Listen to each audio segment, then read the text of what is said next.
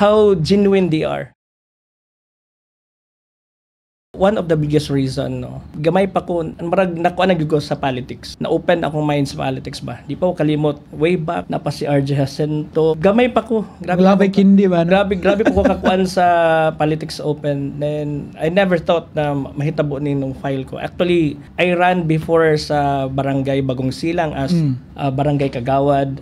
But sadly, nawata kadaog. Like, political karon nga style is vote buying. No? Sa una naman ako yan.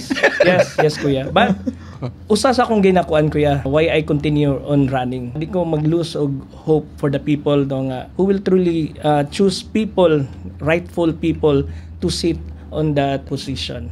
Not on the money that they get from the politician, but they choose that people because of kung sa ilang nakita sa ilang kinasing-kasing, how genuine they are.